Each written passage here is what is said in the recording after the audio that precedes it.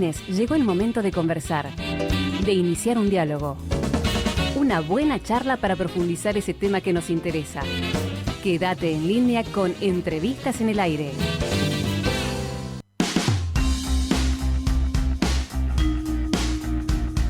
(19:07) Esto es Funky Business hasta las 20. Estamos haciéndole aquí un poco de compañía en Radio Tren Topic. Duden de ChatGPT, por favor. Duden un poquito, mínimamente. No, sí hay que dudar, duden. Con Mínimamente.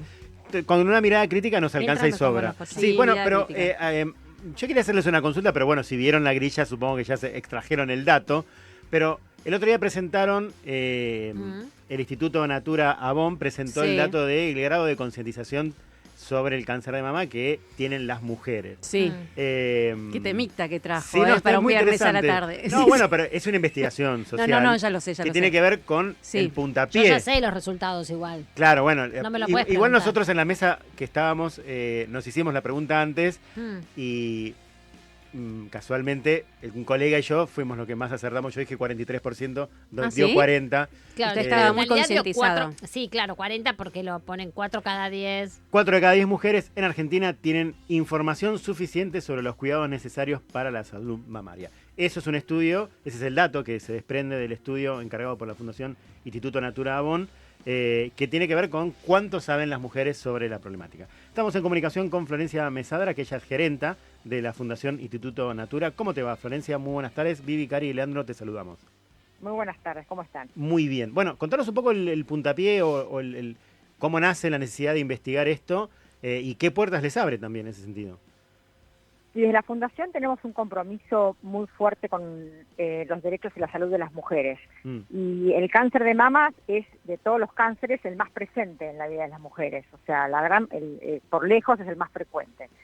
Y para cuidar nuestra salud mamaria necesitamos tener información, necesitamos desarrollar ciertas prácticas, ¿no? Entonces, lo que encargamos fue una encuesta representativa para justamente medir cuáles son los conocimientos y cuáles son las prácticas que tenemos las mujeres para cuidar nuestra salud mamaria.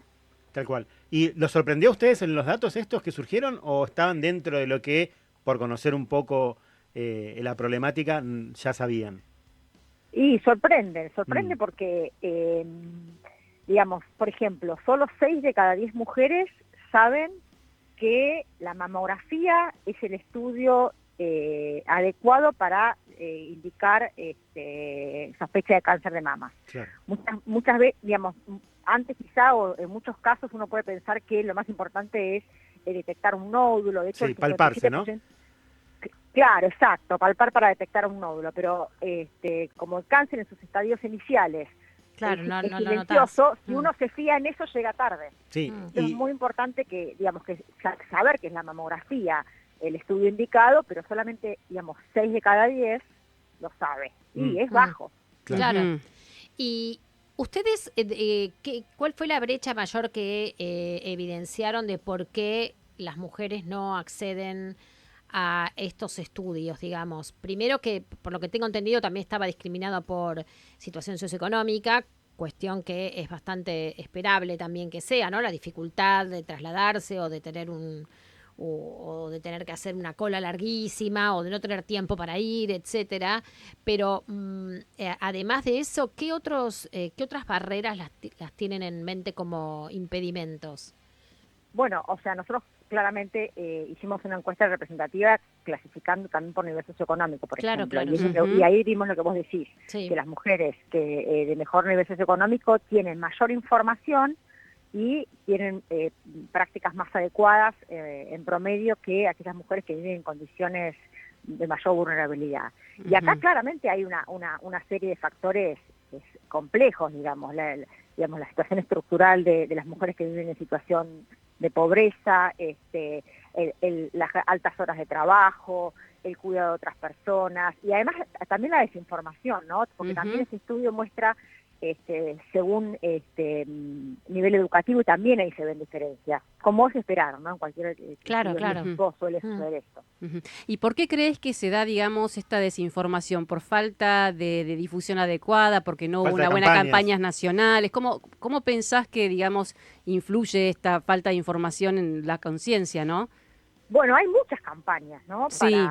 Para concientizar respecto de la importancia de salud mamaria, respecto de la importancia de que las mujeres nos hagamos una mamografía de manera regular.